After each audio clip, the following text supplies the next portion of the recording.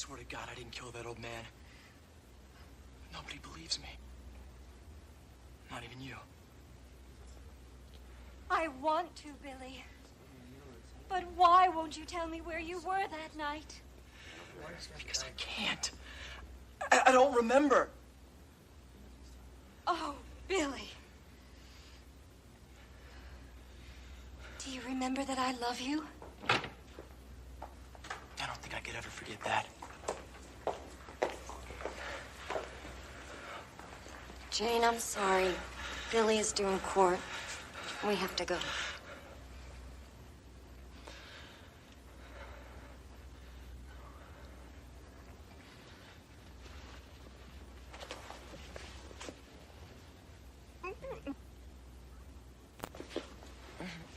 I've told you, don't ever do that to me. Cut. Come on. Let's break for lunch. And Mark, when we come back, stick to the pages as written, okay? You got it, Milt. Eddie. Eddie. Eddie, thanks. Thanks. Great. You know, Chris, I was just trying to play the moment. You really ought to try working with me, huh? That is work I don't need. Evan, the last time this happened, you said that you would talk to him about it. Mark, please, no more clinches unless they're in the script. You got it, boss. Thanks. There's something else you and I need to discuss after lunch. Just keep him away from me, all right? Chris, darling, Alex and I both want you to know that we think it's just dreadful the way that young man is treating you. Sweetheart, it is so unprofessional. I remember once when I was doing Alex, a play. please. Sorry. Anyway, if you do decide to take him to the guild on this, we will certainly support you. Thanks, Sandra. You're welcome. You too, Alex.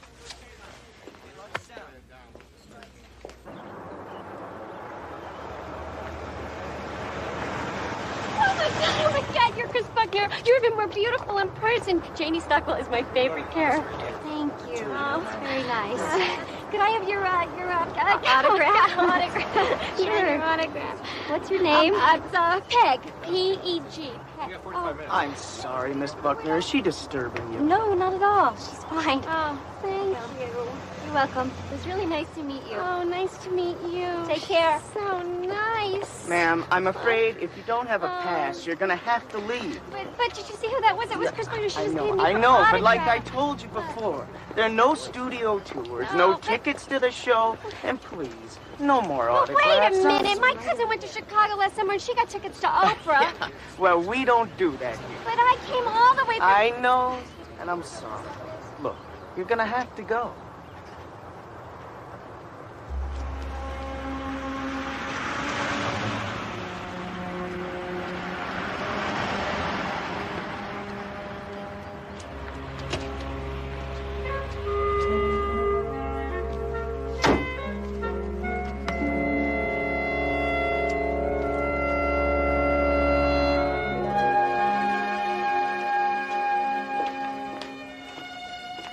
What is this? Evan told me that you and Miss Grant had to switch dressing rooms. He didn't tell you? Not yet. Wait a minute. Put this back. Put it back in there.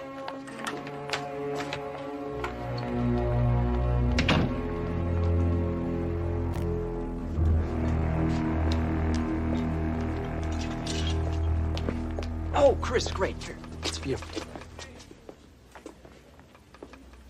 Everyone, this morning I asked a very special lady to share life with me. And I know you're all going to be as happy as I am that she's agreed. Ladies and gentlemen, the future Mrs. Mark Stratton, the very, very lovely Charlotte Grant. How wonderful. How wonderful. Thank you. Congratulations. Thanks, Evan. Mimi says Charlotte's getting my dressing room. I was going to tell you. Chris, it really only makes sense. After all, Charlotte's going to be working a lot more, and she's going to need a bigger dressing room. And I'm not? We decided to make a few changes in the storyline. So the rumors are true? Yeah, starting with tomorrow's script. Mark is giving you ideas for the show. Wait a second. Chris, this is an entire new storyline just for you. Go on. I can't wait. Okay. Okay. Now, we have a fight in prison. And you go on a ski trip up to Aspen to forget. But there's an avalanche. Am I frozen indefinitely? No, it's even better. By the time the rescue team finds you, you're brain dead. Flatline. The doctors have to put you in complete life support. Chris, the women, they're gonna cry their eyes out worrying when you're gonna recover. And when is that? We'll milk it as long as we can. 6 months minimum. Right. We can get Entertainment Weekly to keep tabs on it. Chris Buckner in a coma. Week 52. But I'm the love interest. Well, Chris, after your tragic accident, my attorney comes to console me, and in the midst of all my grief and all my sorrow, we fall in love. Well, it'll be great for the show, Chris. For all of us. I want out. Evan, if Chris lands on another show, that could really drain our audience. I think it would definitely be best if Chris stayed right where she is. You're under contract. Why are you listening to him? Since when does he rate special treatment? Since the network got the latest demographics report, Chris. Mark has sensational numbers with the advertiser's prime audience group. Chris, I told you. You really ought to try working with me. You rat. Ow! Ow! I could kill you for this.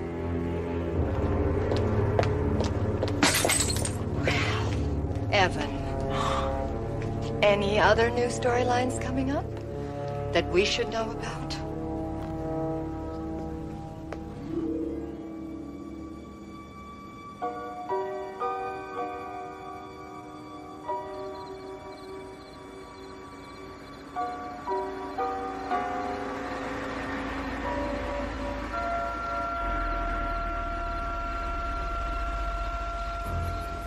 Hi, Miss Buckner. What are you doing here so late? Oh, I forgot to move some things out of my dressing room this afternoon. My old dressing room. Yeah. I heard about what happened. It's a rotten break. Yeah. Well, one day you're riding high, and the next day, it's all over. Mark will get his mort. Just wait. Yeah, I'm sure he will. Have a good night. Thanks.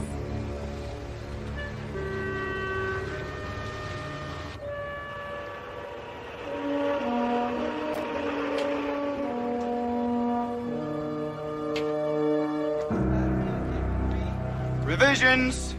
Pages 12 and 13, Sandra.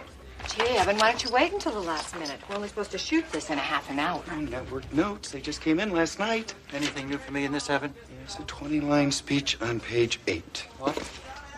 Oh, my God! Kidding, Alex. For God's sake.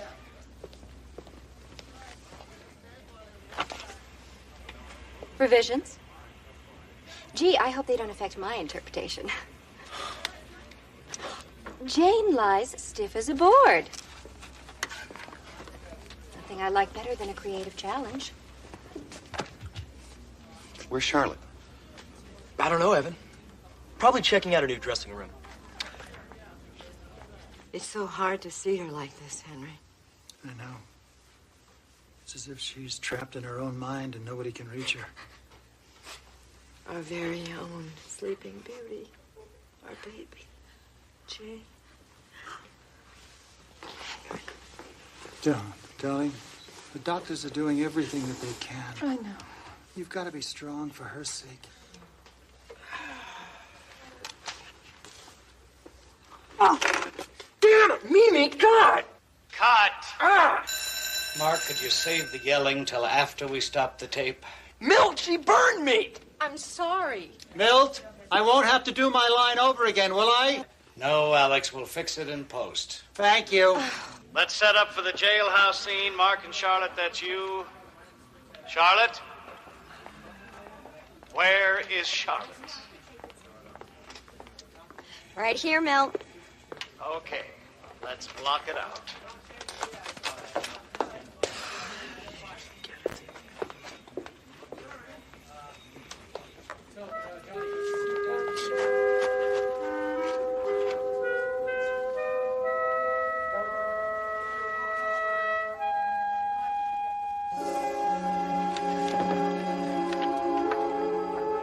Janie.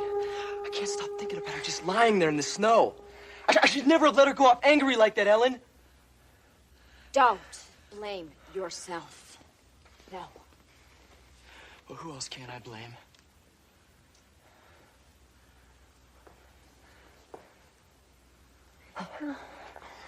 I have to go. I'm due in court.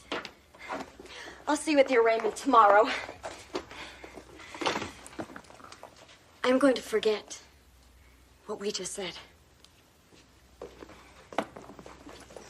I'll never forget. I love you.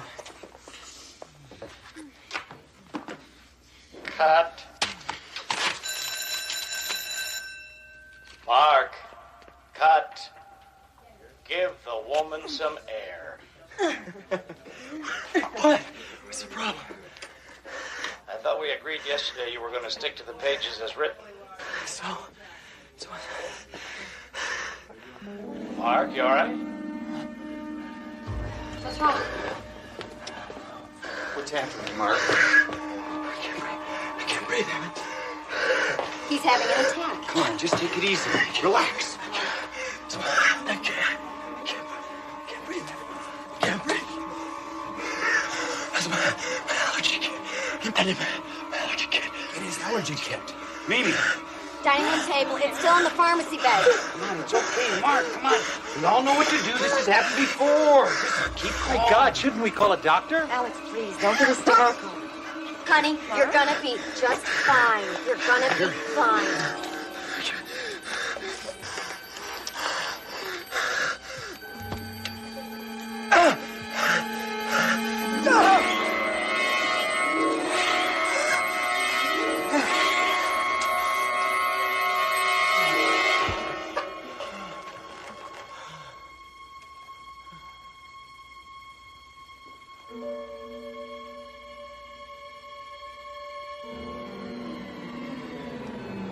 Stan?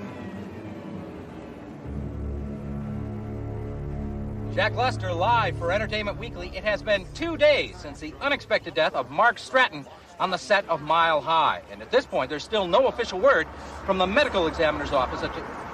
Perry Mason, come on. Mr. Mason. Mr. Mason. Jack Lester. Is there any truth to the rumor the police are investigating Mark Stratton's death as a homicide? Oh, I'm just here to see a friend. Miss Buckner. Oh, excuse me just a minute. Perry. Thank goodness you came. What's going on, Chris? It's crazy. This police detective says Mark might have been murdered. Oh, no, not might have been, Miss Buckner. The medical examiner is absolutely certain it was murder. Hello, Mr. Mason. Lieutenant? I'd better talk to Lieutenant Brock for a moment. Miss Buckner mentioned she used to be your ward. Her father was a judge. Her mother was my law clerk before she became a lawyer. They both died in a car accident. Now, is Chris in trouble? Oh, I'd say so. According to the news last night, Mark Stratton died from some kind of allergic reaction.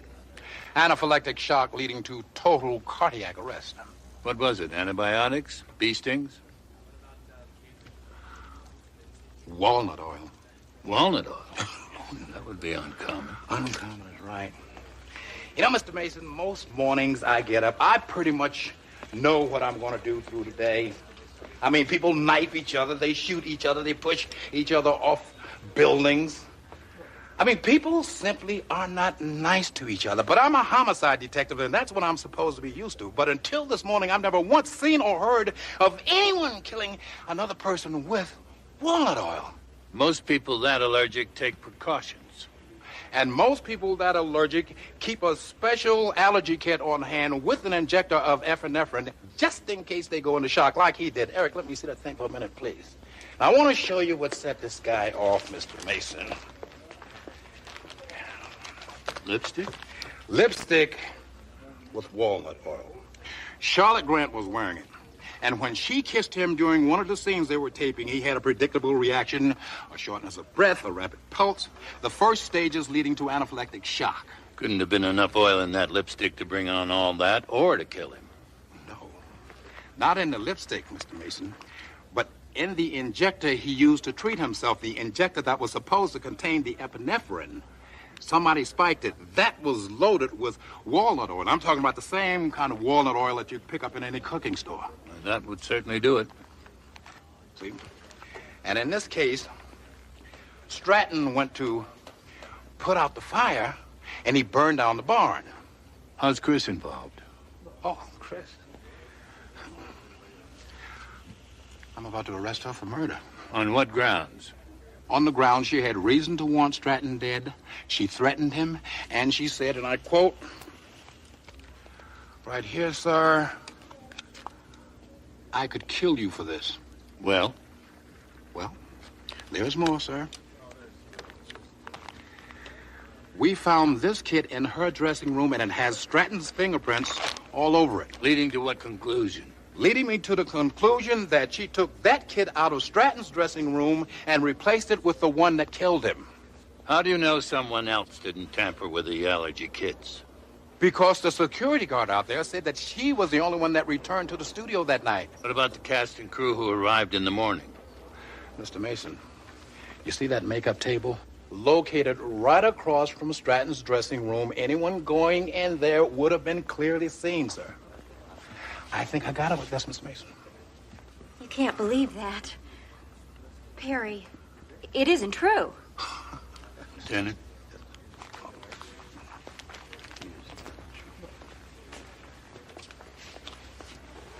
Della said I'd hardly recognize you. It hasn't been that long. 2 years of no communication. I know. I was afraid you'd try to talk me out of pursuing my career. The last time I saw you, you were still a very young lady. Not anymore. You thought I was wrong to quit college. I thought you were wrong to shortchange yourself. Because I wanted to be an actress? No, your career has always been up to you. But you didn't approve. Your parents would have wanted you to finish school. I tried to follow their wishes and to understand yours. Look where my wishes got me. I didn't know who else to turn to. I didn't know what to do.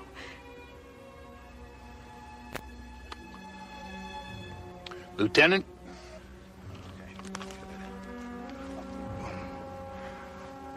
Does the young lady care to make a statement? Is the young lady under arrest? Oh. Miss Buckner, I am placing you under arrest for the murder of Mark Stratton. Miss Buckner is my client. She knows her rights and has nothing to say at this time.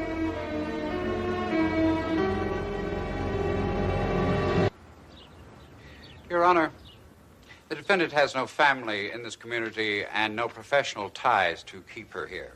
This murder is not a crime of passion. It is an extremely calculated and devious crime and suggests that the person who committed it... Your Honor, my distinguished colleague forgets that this is a bail hearing, not a trial. Mr. Mason is, as always, perfectly correct, Your Honor. The reason I emphasize the nature of this crime is that it reflects on the likelihood that the defendant will flee the area. State requests bail in the amount of $1 million. If it please the court, Miss Buckner is highly regarded in her profession, has very strong ties to this community. The amount of bail is unjustified. Bail is set at $100,000. It's very late. We will recess until tomorrow morning.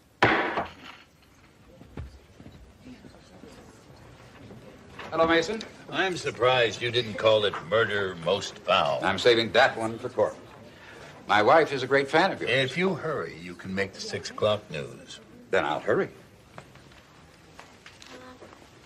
Miss Buckner? Not now, please.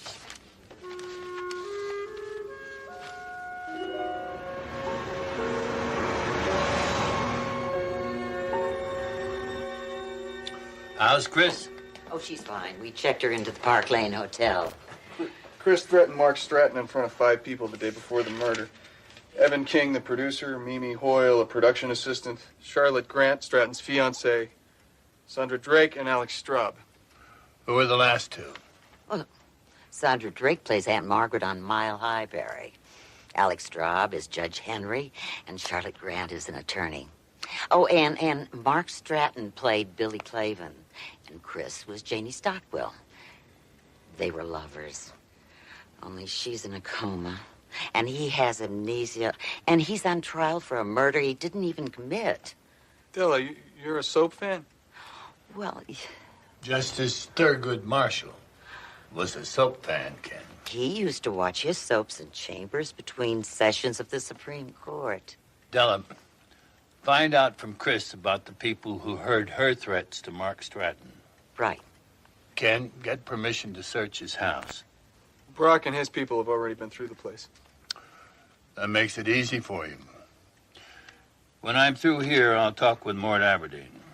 Who's that? The security guard that placed Chris at the studio the night before Stratton's murder. I'll tell him he should have had a career in soap opera. And nobody, Mr. Mason. Nobody went in or out that night except Chris Buckner. You keep a log? Yeah, the DA's got it, but I can tell you what it says. That might help. Well, the studio closes at 7 o'clock. Everyone's out by 7:15. I was working the night shift, so that's when I came on. I did my rounds, and Miss Buckner got here a little after 8, and she left 20, 30 minutes later. About 8:30 or so. That's it. Could someone have possibly entered the studio without your knowledge? Oh, no, look. We've got 4 gates. After hours, 3 of them are locked with electronic alarms wired to a central office, and the 4th gate, the main gate, has a 24-hour guard. That night it was me. Who keeps the keys to the other gates? Well, there's 2 sets of master keys. One's in a safe in the security office, and the other's at the main gate. And you can't make dupes. I assume the clock you use to keep your log is accurate. Oh, yeah. I use the main time clock. I set my watch by it. Where would I find the production assistant, Mimi Hoyle? Well, she's probably on the set. They're taping next week's shows. Thank you for your help, Mr. Aberdeen.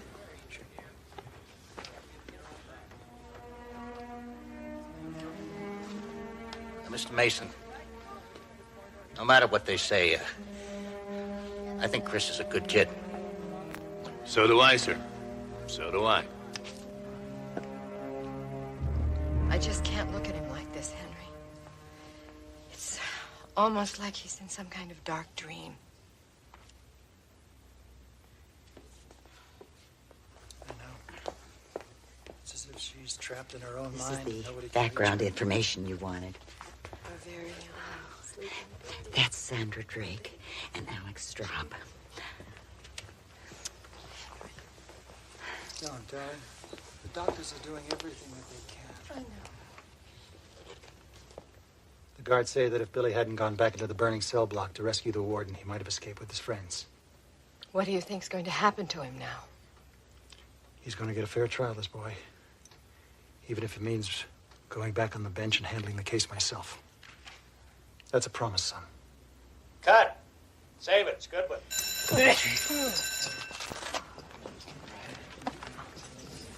He has a mustache. That man doesn't look anything like Mark Stratton. So? So, isn't he supposed to play Mark Stratton's character? Yeah, what happens to the play when he takes the bandages off? Miraculous. They say it was plastic surgery. Happens all the time.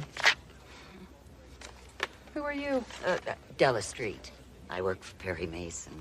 Come, I'll introduce you. Who's Perry Mason? I'm a lawyer. I represent Chris Buckner. Perry, this is Mimi Hoyle. May we have a word? Excuse me. I'll just watch over here. Places, everybody. We're going to make one. You told the police Stratton had a new kit delivered the day before the murder, That's right. It came at the end of the day. which means the switch could only have been made sometime that night or the next morning. What happened to his old kit? I don't know. I think Mark said he lost it. Look, I have a production meeting in 5 minutes. How long have you been with Mile High, Miss Hoyle? 3 years. People who work together on TV shows often become like families, don't they? Sometimes. And, as in any family, it can be hard to keep secrets. I guess. Miss Hoyle, I want to ask you something very personal. I wouldn't ask if Chris Buckner's life weren't at risk. Okay, so ask. Did you have an abortion several months ago, and did Mark Stratton pay for it? All right. How long were the two of you lovers? For about 2 months when he first started the show. I thought it was true love. Guess I've been working on these soaps too long. Was the abortion his idea? He said the timing wasn't very good. He said that there would be plenty of opportunities to have children when his career got going. He said a lot of things, and then he dumped me. He also said that if I gave him any grief, he'd have me fired. I suppose when you heard he was going to marry Charlotte Grant, it made you pretty upset, angry even. What do you think?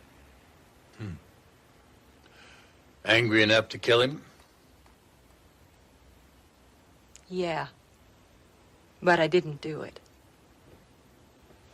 Anyway, I couldn't possibly have switched those allergy kits. I wasn't anywhere near here that night. Where were you? The Appaloosa. It's a country western bar on Fairmont. I'm there every Monday night. You can ask anyone. I don't care. Ask everyone. I intend to.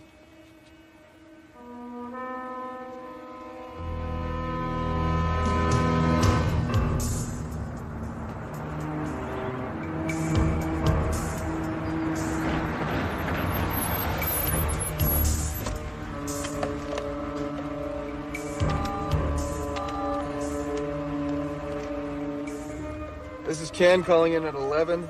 Della, you can tell Perry I finally got the keys for Stratton's house from Lieutenant Brock. All right, I'll check in after I'm done here.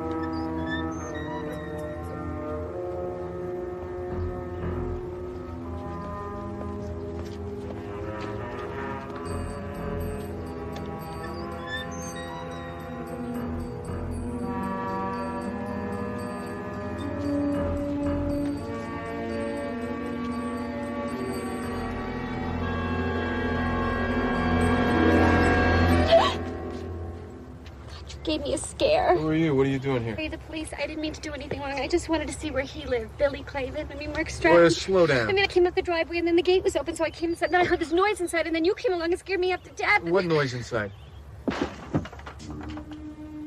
Wait here.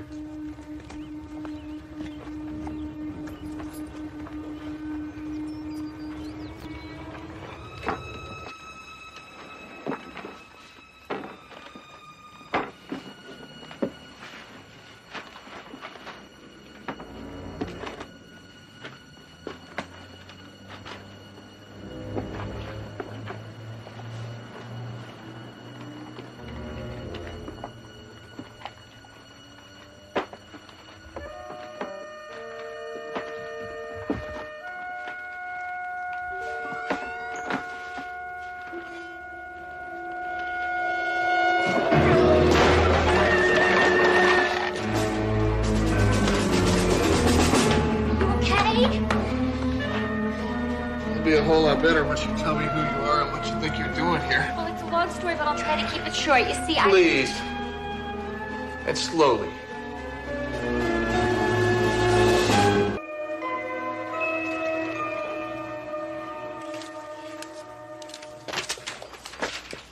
Wow. Hey. Why don't you just go home, okay? I can't. I still have 10 days left on my vacation. Hi, I'm Peg. Peg Furman. Ken Mullane.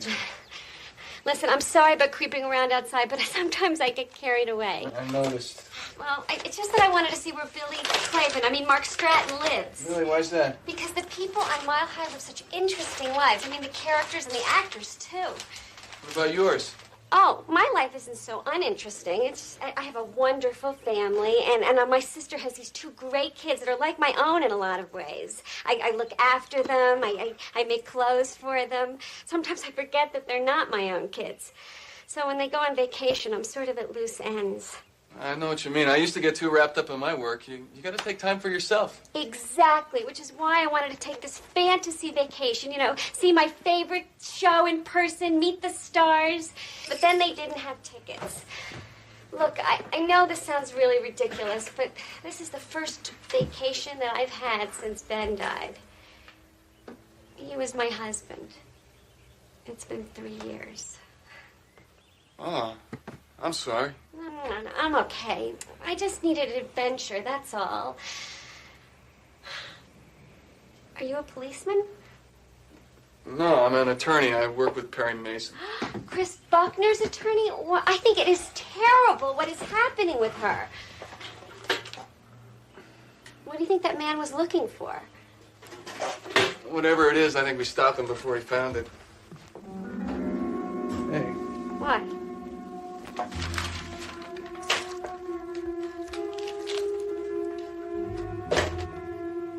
It's a key to a locker at the bus station. Is that a clue?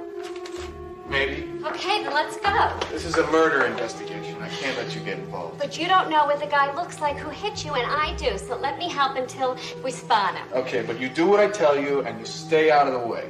Can I drive? No.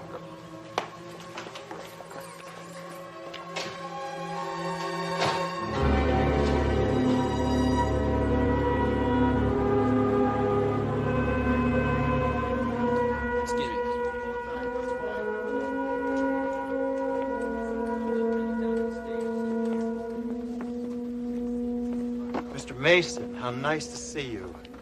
It's tragic about Chris. Is there anything I can do to help? Perhaps you can clarify a few things. Well, we're brothers before the bar, so to speak. I imagine you've been in quite a few judges' chambers in your time.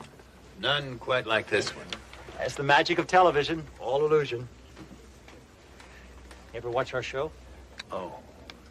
My schedule doesn't permit it, but my associate, Miss Street, is a great fan. Really? What does she think of me? I mean, as a legal professional, does she think I'm credible? I'll be sure to ask her. She did tell me that you used to be quite a leading man at the beginning of your career. Yeah, there are some people who think I could have been the next Jeff Chandler. Something went wrong? I prefer television. The parts are more substantial. So you've been active in television all these years? Well, an actor's never as busy as he'd like to be, but I can't complain. I'm very relieved to hear that. You are? I'm glad to hear those rumors about your drinking problem were untrue. Rumors? Rumors that you once shut down production while you slept off your drinking problem in a jail? Well, I found it hard to believe that you were unable to continue working and had to be replaced. Mr. Mason, let me be frank. It was true, but that was a long time ago. You must have been under a great deal of pressure. Tremendous. People in this business never forget when you cost them money. So, until your wife used her influence to get you this role of Judge Henry, things were difficult for you. Well, I got an opportunity to prove myself here, and I have. Mr. Straub, did Mark Stratton ever suggest that your character be dropped from this show? He might have. I wouldn't put it past him. Oh, my God. Does somebody think that I killed him? It would help if you could prove where you were the night someone tampered with Stratton's allergy kit. At home. All night? Ask my wife. Ask Sandra. I will. Just get rid of these and bring me something I can wear. Or I swear to you, you will be trucking hemlines at the dry cleaners by Friday. You understand me? Yes, ma'am. I'll take care of it right away. Mr. Mason? Oh, of course. You're representing Chris. I'm so sorry. Why don't you sit down, please? Thank you. You know, I was once married to an attorney. Did he practice here? The producers killed him off. But I do admire attorneys. Your lives are so dramatic. Not as dramatic as yours. You are a sweet man. You know, I do hope Chris is holding up. Well, that's very kind of you. Since you were close to Mark Stratton. Well, his type come and go. I mean, the honey tan boys of the moment. No, I barely knew him. Really? Really? I heard you promoted him for a starring role in a movie of the week. Oh, that. Now, don't be modest. Didn't you tell the network that if they didn't cast Stratton in that TV movie, you'd walk off Mile High? Now, I'd say that was very supportive of you. Well, Mark Stratton did have talent. I mean, he could be very charming. But ungrateful. How's that? Well, he betrayed you. No, I wouldn't exactly call it a betrayal. You are being kind. It's common knowledge that after you helped get him the part, he had another actress cast in your role. A younger actress. Mark Stratton did play me for a fool. And everybody knew it. Everybody but me, of course. In fact, the entire time I was totally unaware that people were whispering behind my back. It would make anyone angry. Well, he was a scheming, ungrateful little coward. No one could blame you for hating him. Oh, and I did.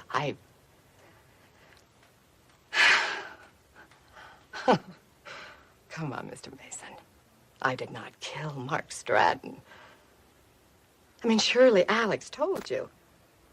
He told me that you were together at home that night.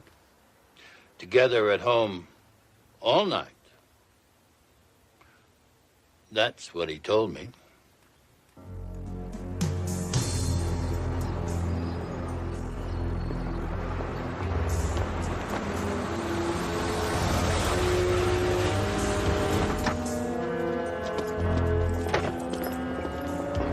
Stay. Ken!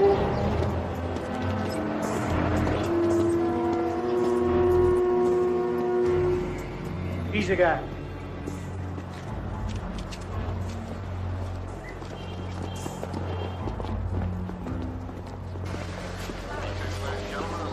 Grand Junction is now at Gate 3. Along with the Grand Junction with stops in Lakewood, El Rancho, Georgetown, Dillon, Vale, Eagle, Glenwood Springs, Lambeau, Parachute, Dublin, and Grand Junction. Now boarding at Gate 3. All aboard, please.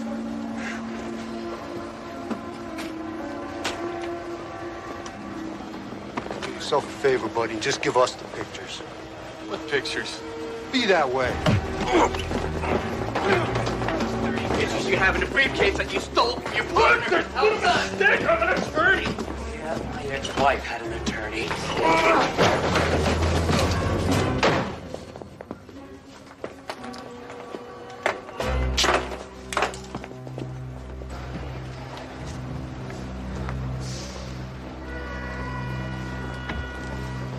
Ladies and gentlemen, may I have your attention? Your express bus to El Paso is now boarding at Gate 1. Ken!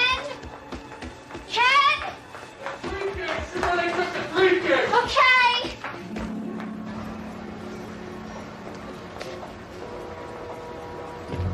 Your express bus to El Paso, Texas. Stops in Colorado Springs, Pueblo, Santa Fe, Albuquerque, and El Paso.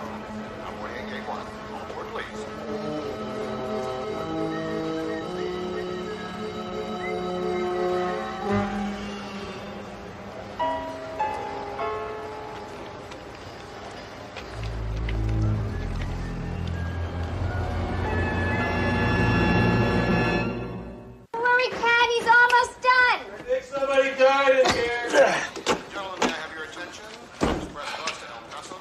You know you're gonna have to pay the bus company to replace that lock. Huh? Okay, how much? $20 should cover it. Here, thanks a lot. This is the men's room, isn't it? Guys who snatched the briefcase, where'd they take They it? gave it to the guy we saw at Mark Stratton's house. Then he took a bus. Well, what bus? Where'd he take it? I don't know. I was. Oh, great. Oh. No! No, I do not want to write him out. Billy Clavin's murder trial is our hottest storyline right now. Network, just be a minute. So he's dead. We can work with it. Plastic surgery. Get it? We keep our new guy wrapped in bandages a couple of weeks. By the time the rags come off, nobody will even remember what Stratton looked like. Yeah, you got it. You work for Perry Mason, right? Della Street. Sorry to keep you waiting. Oh, no problem. It must be very difficult being a producer of a daily TV drama. After 15 years, I ordered my antacid by the case. So, about Chris. Think Mason can get her off? Oh, she's innocent. Mr. Mason is planning on proving that. Whatever it takes. How can I help? Well, we'd like a tape of Mark Stratton's last scene. The killer case? Mm-hmm. You got it. Thank you. Ellen, tell Post we need a cassette of Monday's work print for Mr. Mason. You can sign for it on your way out. Sign for it? Oh, security. Studio's got problems with pirates stealing show tapes before we air them. Must be very expensive for the studio. You have no idea. Anything else you want, you let me know, all right? We need Chris back here. She's terrific. If she's terrific, why did you cut her part? Look, I don't have time to explain the business to you right now. So if you'll excuse me.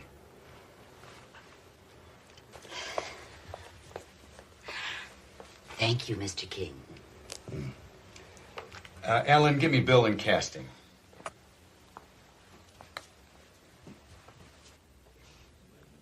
Yes, I did. I tried to talk to him about the case, but he cut me dead. Jones there with you? Yes, absolutely. Okay. Stand by in King's reception room. Right.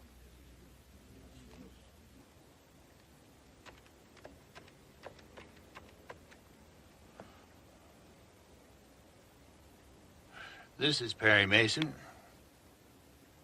I'm sure he's busy. Tell him it's about the network not renewing his contract. Of course I'll wait. Just what is this about my contract, Mr. Mason? A few questions first. If you needed Chris on the show, why did you cut her part? That was Mark's idea.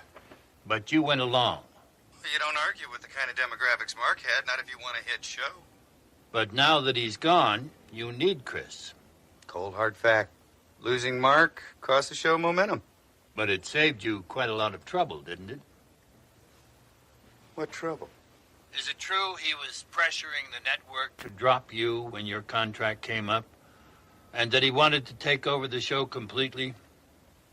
I don't think I like what you're suggesting, Mr. Mason. No, you don't have to. Where were you the night someone tampered with the allergy kits? The night the police said somebody poisoned the allergy kit, I was at a network meeting in L.A., and I didn't get back till the next morning at 7. You can check it out. I will. Now, would you please go to your office door and tell Miss Street we've concluded our conversation? Sure. Thank you very much.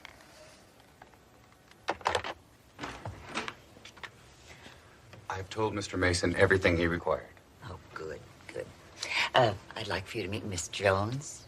Oh, I'm sorry. I'm not interviewing actresses just now. Miss Jones is a process server, and that is your subpoena for court tomorrow. Have a nice day.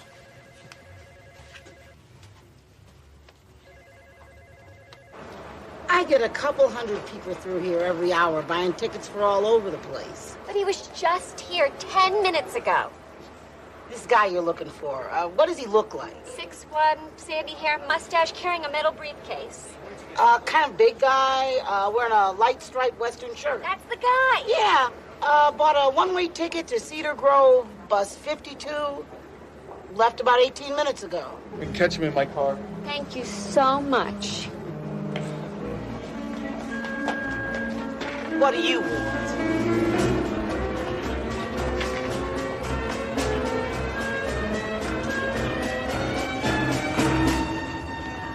Ah, swell.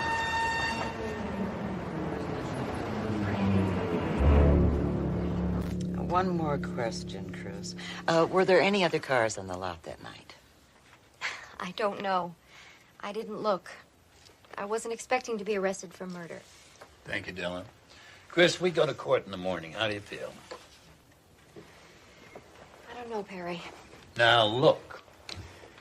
You've always been a fighter. So fight now. This time, you'll have Della and me fighting right beside you. Thanks. Okay, you get some rest. Good idea, Counselor. I'll take Chris back to her hotel.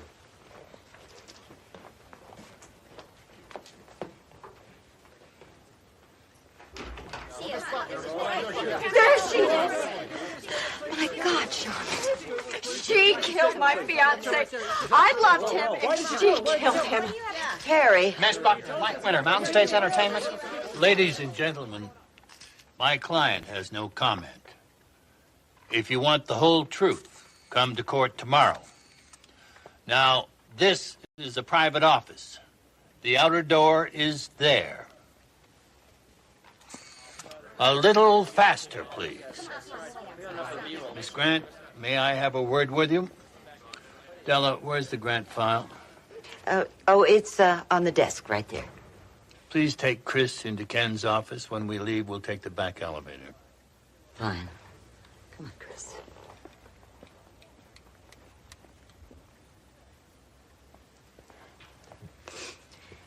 That woman ruined my life. That was a very good performance. Now I have just one question. You can answer it here or in court. What? How did Fitzpatrick feel about your engagement to Mark Stratton? Who? Bill Fitzpatrick is a doctor in Los Angeles. I don't know him. This is a hotel receipt. You and Fitzpatrick spent a weekend together in Las Vegas 2 months ago. I don't remember. That's odd. That's very odd.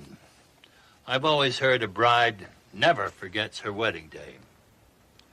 Now, you were married to another man when Stratton announced his engagement to you. Must have been very awkward. You think I killed him because he wanted to marry me? Please. You now had the female lead in the show. If Stratton found out you'd been using him, he could have finished your career. I didn't kill him. Where were you the night Stratton's allergy kit was tampered with? With Dr. Fitzpatrick. He had come into town for a couple of days. Did anyone see you? No. I saw to it no one did. How did you get him to agree to keep your marriage quiet? I convinced him it was better for my career if our audience and the fan mags thought I was available. What does he think now? Ah, Mr. Mason. There's no business like show business.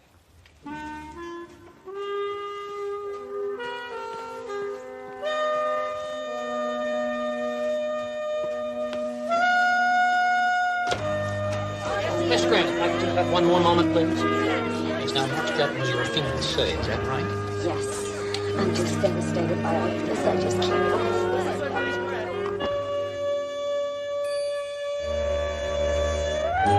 Whoever he is, he's halfway to Cedar Grove by now.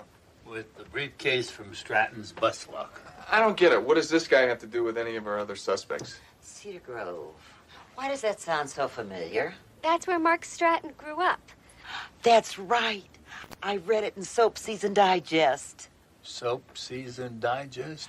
I read it in the dentist's office. The May issue. Mark grew up poor in a small town, but he never gave up his dream of stardom. Cedar Grove, see? Okay, Ken. Next stop, Cedar Grove. When do we leave? We don't leave. I leave. You go home. Mr. Mason, I was outside the studio the night before it happened. I was on the set when he died. I was even at his house. Perry, I got a long drive. The man who was at the house who took the briefcase, Ken, doesn't know what he looks like. But you do. Great. Miss Furman, you said you were outside the studio the night before Mark Stratton was killed. Yeah? Did you see anyone from the cast or crew enter the building other than Chris? No, just Chris. Were you there all night? Not all night. I had to move my car a couple of times when the police drove past. Did you see anyone else enter or leave the building? There was a delivery truck. It pulled up to the gate just when I had to move my car. Delivery truck, what kind?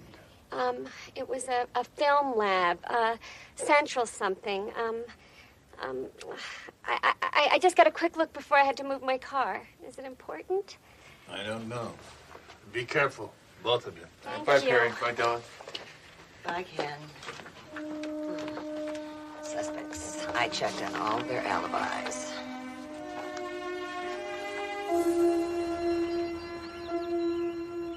I'm going to forget what we said to each other. I'm never gonna forget. I love you. Lieutenant Brock, this container holds the theatrical lipstick Charlotte Grant wore in the scene we just saw. Testimony from forensics has established that it was spiked with walnut oil, and we know from the medical examiner that Mark Stratton was severely allergic to walnuts. Other than Charlotte Grant's fingerprints, can you tell us whose fingerprints were found on this container? The defendant's, Chris Buckner. We already have been told by the medical examiner that the fatal dose of walnut oil was in an injection given by the victim to himself. Lieutenant, I now show you an allergy kit, serial number 39021, manufactured by Andrews Pharmaceutical, and ask if you can identify it. Yes, this is a kit that was found next to the decedent's body by the medical examiner. And subsequently sent to the forensics laboratory, and what have you learned from their examination? According to specifications, the injector was to contain 0.3 cc's of epinephrine. Instead, it contained pure walnut oil. Someone emptied the injector of epinephrine and replaced it with the deadly walnut oil, didn't they? That is exactly what happened. Lieutenant, I now show you a second Andrews Pharmaceutical allergy kit, serial number 39078, and ask if you can identify it. Yes, I personally located this kit, and as you can see, it has my mark on it. And where did you find it? In the defendant's dressing room on a shelf in her closet. Thank you, Lieutenant. I have no further questions. Defense has no questions.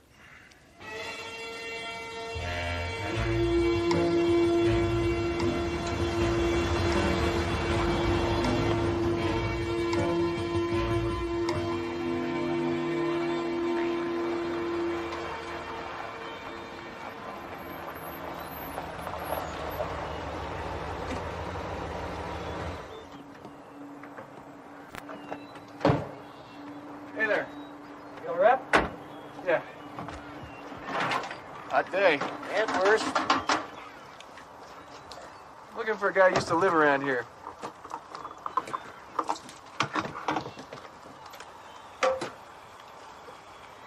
Mark Stratton. Folks owned a place out the West Road. You still there? Died 5 years back. What kind of guy was Stratton? No worse than some. Have a lot of friends? None I ever noticed. Any enemies? What you want to do, you want to go down Main Street about 2 blocks. What'll I find there? Sheriff's office. You got any more questions, you ask the sheriff. That's 20 even. Thanks.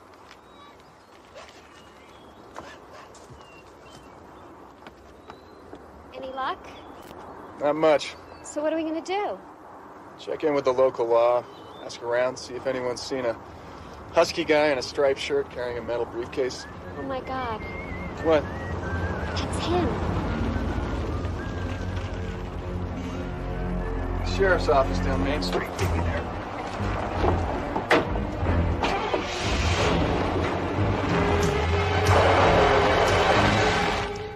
Did anyone, other than Chris Buckner, enter the studio that night, Mr. Aberdeen? No, sir. You're certain? Well, there's only one gate open, and I'm on duty all night. I'd know if anyone went in or out. So, only the defendant, Miss Buckner, had the opportunity to switch those allergy kits, knowing full well that when Mark Stratton used one, it would kill him. I have no more questions of this witness, Your Honor. We've no questions at this time, Your Honor, but we reserve the right to recall this witness for the defense. Witness may step down. Anything further, Mr. Markham? The state rests, Your Honor. Fine. This court will recess until 2:30. Will the defense be ready to call its first witness, Mr. Mason? Defense will be ready, Your Honor. This court is in recess.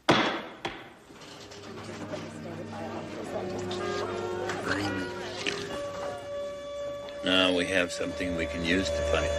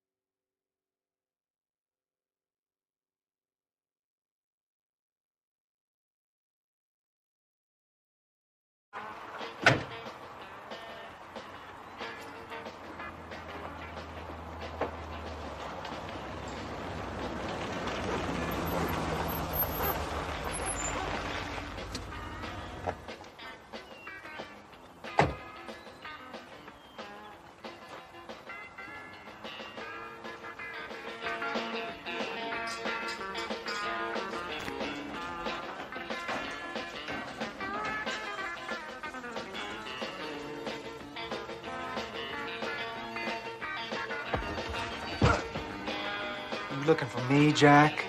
Yeah.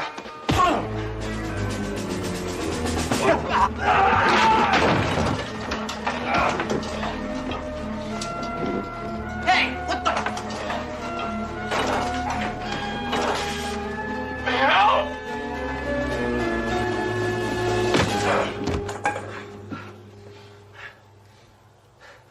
Video piracy.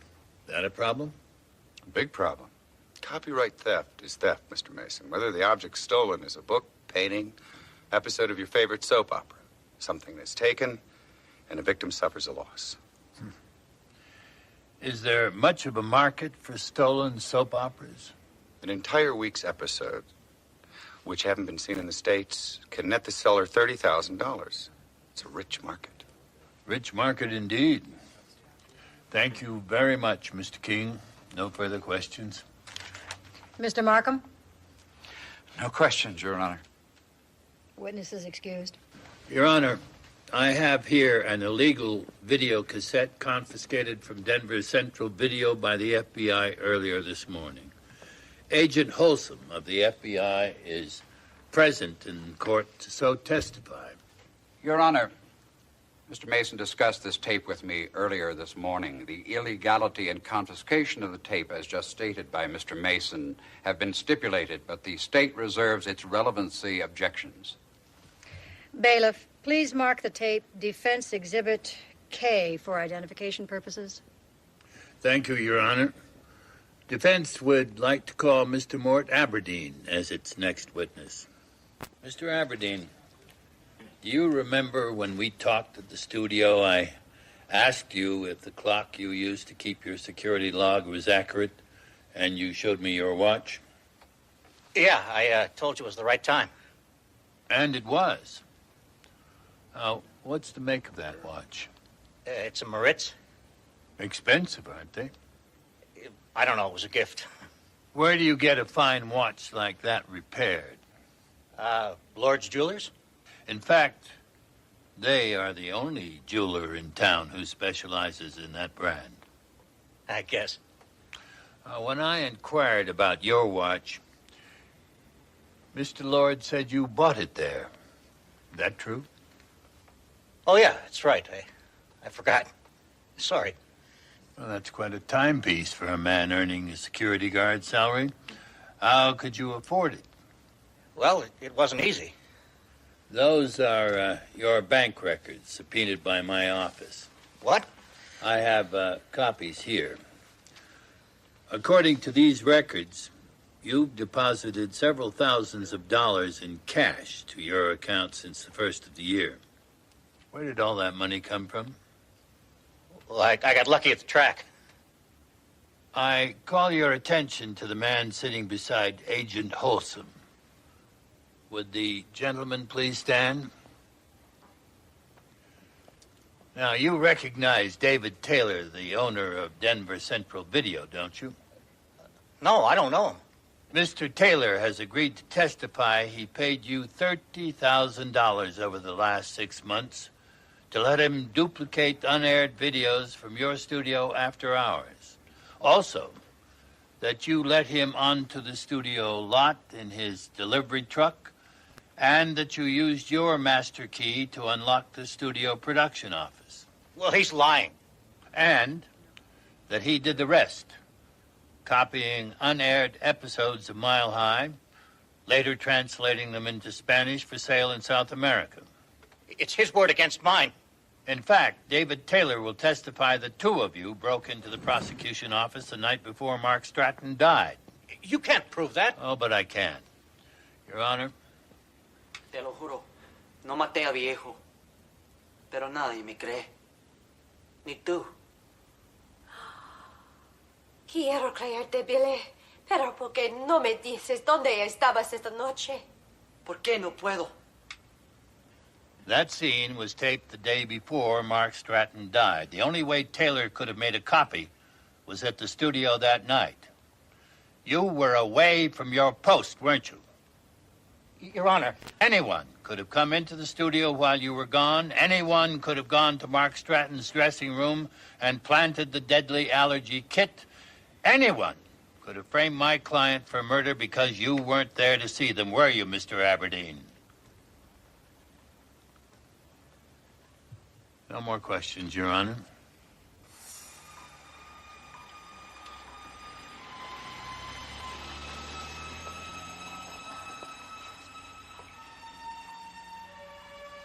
You again. Ugh. Why'd you hit me? What do you think? Oh, you should have hit the other guy. Where is he? He's here. I need to make a phone call. Sheriff says I can wait. I'm an attorney working on a murder Sheriff trial. says that you're a druggie. Sheriff Watson says you're more dangerous than you look. What? Who's Sheriff Watson? I am.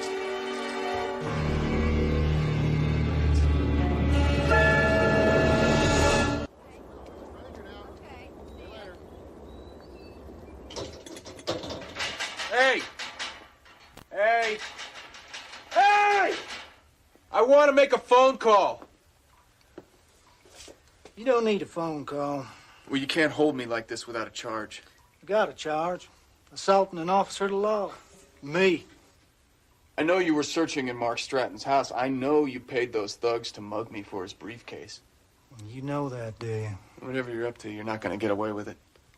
That's your legal opinion? Yeah. Well, I'm the law here, son. The only legal opinion that counts hereabouts is mine.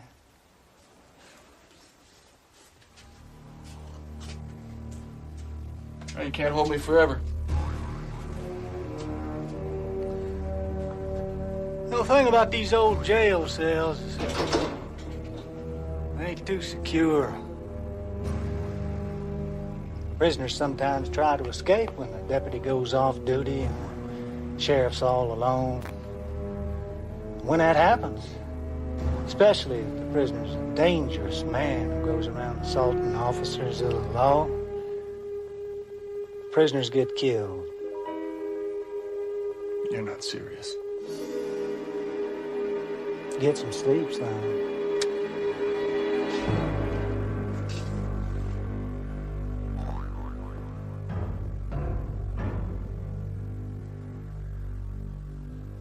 You and your wife were at home the night before Mark Stratton's murder.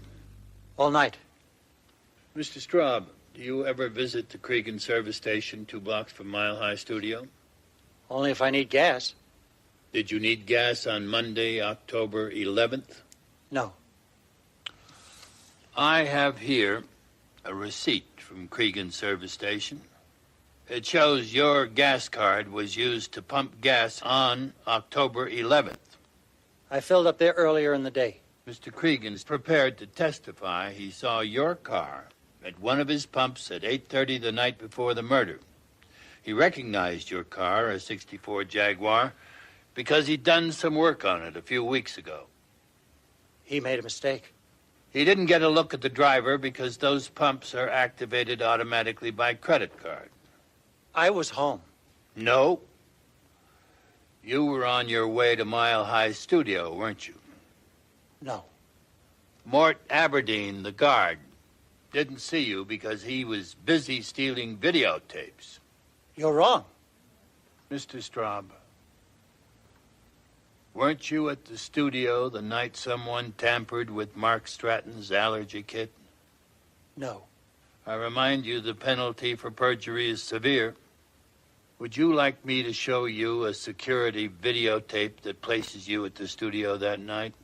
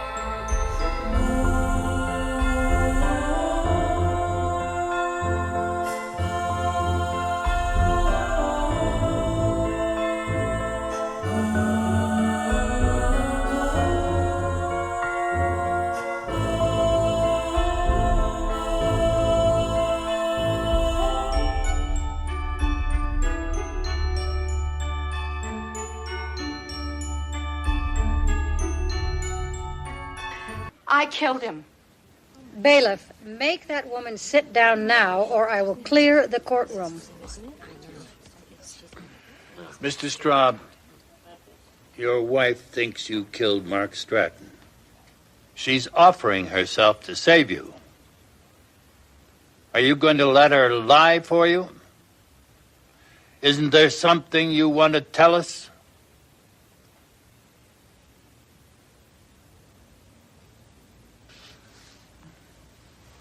Defense has no more questions of this witness. Your Honor, the prosecution has no cross-examination and moves to strike this entire testimony.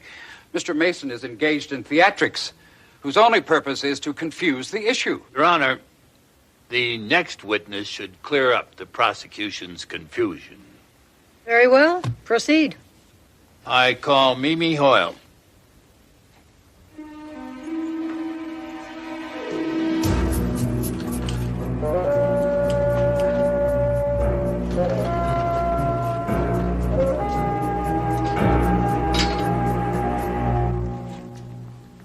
Ken, are you in there?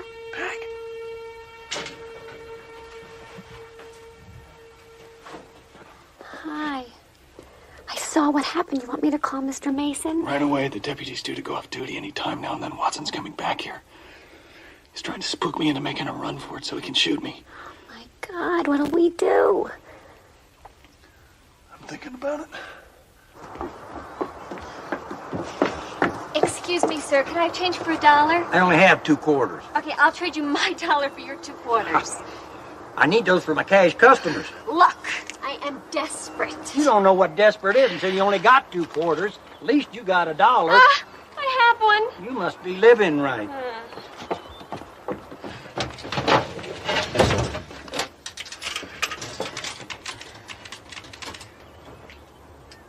Hello, Mr. Mason, please.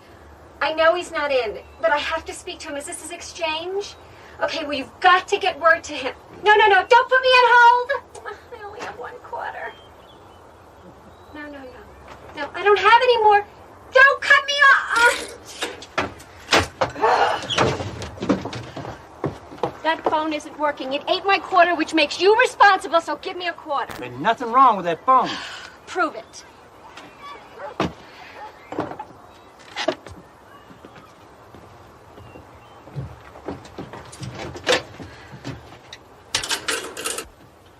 Here, see?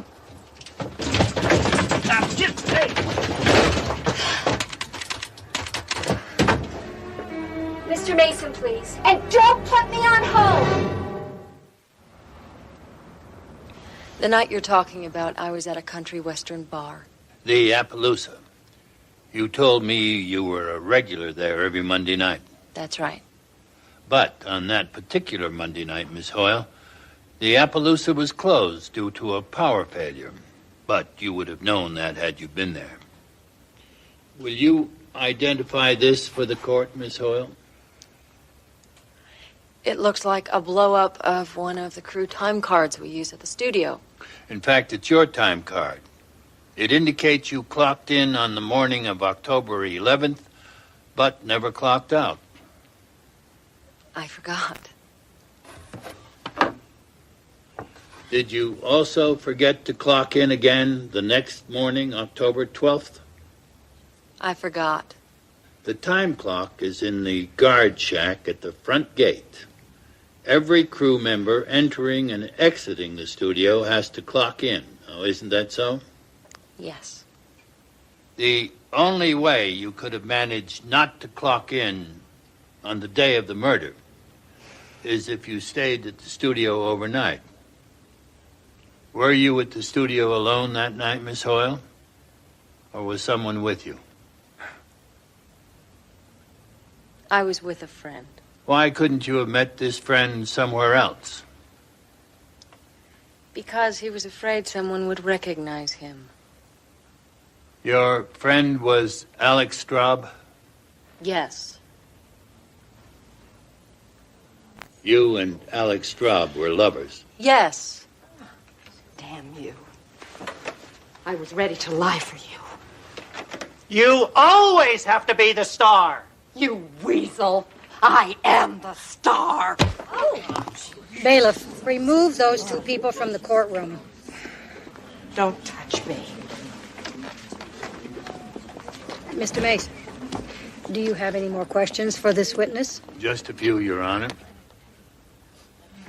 Where were you after the cast and crew left the studio at 7 p.m.? In Mark Stratton's dressing room. He had the only full-size bed. When did Alex arrive? After Mort finished his rounds, I called Alex and I asked him to meet me at the studio. He arrived at about 8:30. You were in Mark Stratton's dressing room all night? Yeah. When did you leave? About 7:30 the next morning. That's when Alex had to be in makeup. And during the time you were in his dressing room from 7 that night until 7:30 the next morning, did you see Miss Buckner enter and tamper with these kits? No. Defense has no more questions of this witness, Your Honor. Miss Hoyle, you were in Mark Stratton's dressing room until 7:30 a.m. on the morning of the murder. How many times do I have to say this? Yes. But according to this cast sign-in sheet, Mark Stratton arrived at 7 a.m. that morning. Mark always arrived after 8, and I always marked his sign-in sheet an hour earlier. Otherwise, the production office gave him grief. I see. And according to this same sign-in sheet, what time did the defendant, Miss Buckner, arrive? 7:42. In other words, you and Mr. Straub left the victim's dressing room around 7:30. Mark Stratton didn't arrive until after 8. But the defendant, Miss Buckner, was present in the studio at 7:42 a.m. Yes. So Chris Buckner would have been able to come into Mark Stratton's dressing room and switch the kits after you had gone without your knowing a thing about it. Your Honor, I need to ask for an immediate recess. Just a minute, Mr. Mason. I'm not through here. No minute, Mr. Markham. I'm sorry, Your Honor, but I need to leave court immediately. A very unusual request, Mr. Mason, but with your obvious concern, I'm inclined to grant a recess until 10 a.m. tomorrow morning. Mr. Markham? Very well, Your Honor. I've made my point here. Mr. Mason?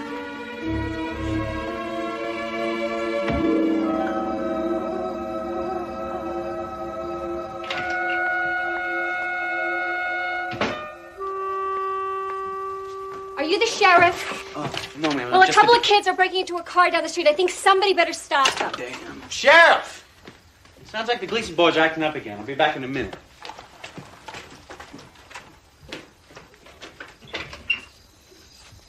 Help you, ma'am? I was just telling your deputy that... You're not from around here, are you? Who you visiting? My cousin Fred. Fred who? Sheriff. Is somebody hurt in there? You stay here. Oh, that old gag. You must think I'm stupid.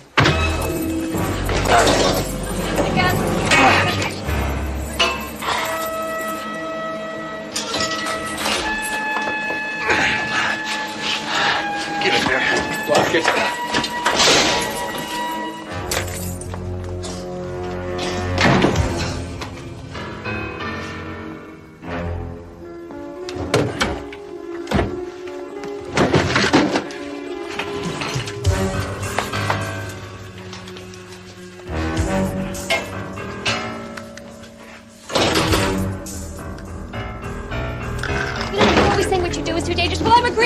So don't you think that's probably crazy? We should get out of here. I only said I wanted to think so. I never said I wanted to die. Please come.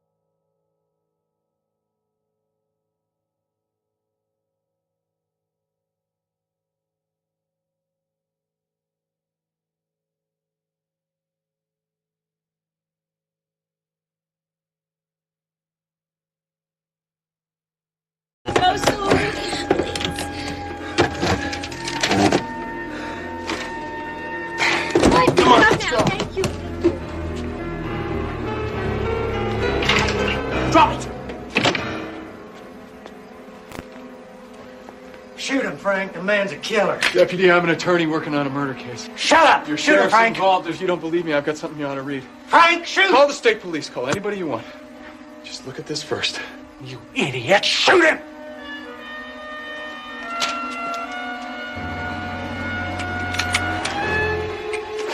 Don't you move, Jim. Or I swear I'll shoot you dead. Put it down. Down!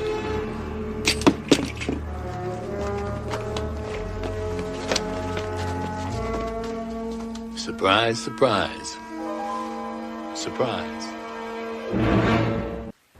Your Honor, defense recalls Mimi Hoyle to the stand. Miss Hoyle, is that Mark Stratton's personalized coffee mug? Uh-huh. It's got his name on it, and I also recognize this crack on the handle. Did you bring Stratton a cup of coffee in that mug the morning he was killed? And did he spill some of it because it was too hot to drink? Yes. Thank you, Miss Hoyle. No further questions? No questions, Your Honor. Defense recalls Evan King. Mr. King, as a producer of 15 years' experience, why did you allow a newcomer like Mark Stratton to dictate changes to your show's cast and storyline? Mark had good numbers, the right demographics. He had star quality. No, Mr. King. What Mark Stratton had were those. Now, I have copies here. An article clip from the Cedar Grove News dated 28 years ago. You lived in Cedar Grove 28 years ago, did you not? No. A wealthy farmer's son named Tim Bonner. Bonner was a college student and the older brother of Frank Bonner, the current deputy sheriff of Cedar Grove. Isn't it true that Tim Bonner was killed and his kidnappers never identified? I wouldn't know anything about that. Really? 2 of the victim's classmates claimed to have witnessed the kidnapping and gave statements. Would you read the names of those 2 witnesses and see if that refreshes your recollection? Jim Watson, Evan King. Watson went on to become sheriff of Cedar Grove. You became a successful television producer.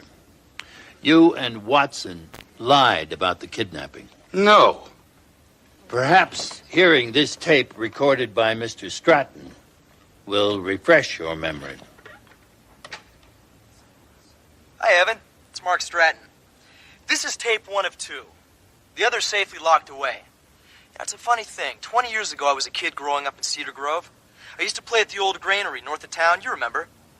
One day I saw you and Jim Watson take Timmy Bonner to the fields behind the granary. Except Timmy never came back. Only you and Watson came out again, and both of you had blood all over you. Tim Bonner was found a week later, dead. I was just a kid then, and I didn't put it all together. But when I recognized you at the audition the other day, the pieces began to fit. Hey, look, Evan, I can keep quiet, but I sure could use some help with my career. It's like the man said. This could be the beginning of a beautiful friendship. Jim Watson was arrested last night. He confessed to the murder of Tim Bonner, and he implicated you. Mark Stratton was blackmailing you, wasn't he? You can't believe that, Mr. Mason. That tape was some kind of a strange joke of Mark's. When you realized Stratton's demands were going to destroy you, you decided to kill him. Your Honor, I'm not on trial here. Mr. King, Charlotte Grant's lipstick was spiked by you. You planted the deadly allergy kit in Stratton's bedroom that morning. You hid the original kit in Chris Buckner's dressing room. In other words, Mr. King, you framed my client. You can't prove that. Any of it. As a matter of fact, I can. It always puzzled me how the killer could be sure Mark would kiss Charlotte while she was wearing that lipstick. The kiss wasn't even in the script. No. It wasn't in any of the scripts taken from the studio set by the police, but it was in Mark Stratton's script. What are you talking about? The script with Stratton's name on it, found by the police on the set after his death, is not the script he was studying the morning he died. The dialogue in it wasn't outlined. Mark Stratton always outlined his dialogue. Now, that is the script you handed Mark Stratton that morning, is it not? Wait a second. The script you prepared especially for him with a scene direction that reads, Billy pulls her into a hot embrace and kisses her. You can't prove Mark ever saw this script. Really? Not with Mark Stratton's personal mug and the stain it made on the script?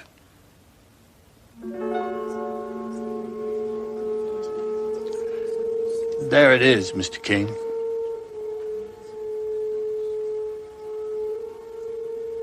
All we need, Mr. King, all we need is the truth.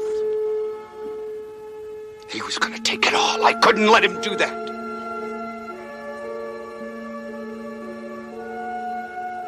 The show was everything. 15 years I've been doing this. I don't know anything else. I couldn't let him take it all away.